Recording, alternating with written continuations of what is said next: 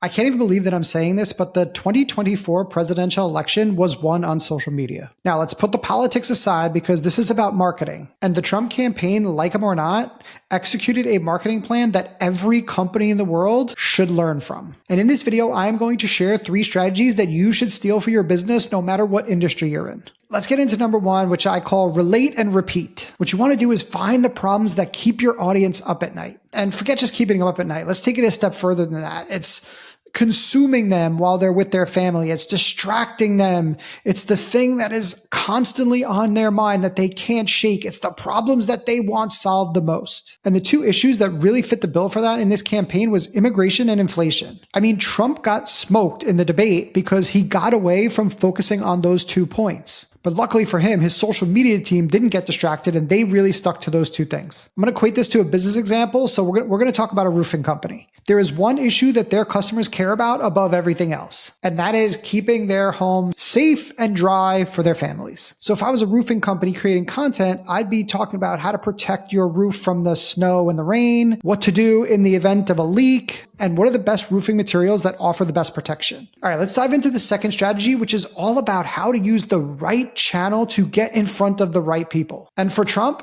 it was the podcasts. He did 14 podcasts, and those equate right now to over 100 million views. And that's just on YouTube. That doesn't count all the times that they were listened on Spotify, on Apple, and all the other podcast platforms. And it doesn't count the hundreds of social clips that they were able to take and create from those podcasts. Plus, those long form interviews gave a different look into his personality because of the laid back nature of podcasting. So for our roofing company, let's look at an opportunity to get on some podcasts or collaborate on some social accounts that have an audience of general contractors or architects, new homeowners, or just local businesses in the area. This will get you in front of more people and build trust and credibility in your niche market. You don't need millions of views to do this. You're just looking to get the right views. Before I get into number 3, just take a moment and hit subscribe, especially if you are a founder or a company who is looking to grow your business with videos on LinkedIn and other social media channels. All right, let's get back into it with the 3rd strategy, which essentially is just influencer marketing.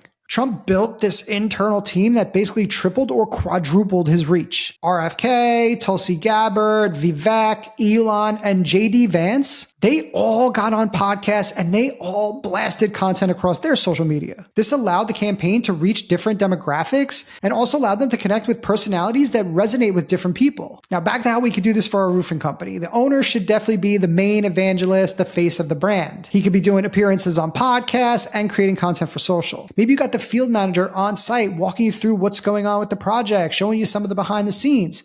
Or maybe you got the salesman talking with the potential partners and even some of the happy clients that you've worked with. And maybe you even got the crew, the people working on the roofs, taking photos and videos. The only thing I would say is just be careful because you don't want them to fall off. And think about it from the perspective of a homeowner in this neighborhood.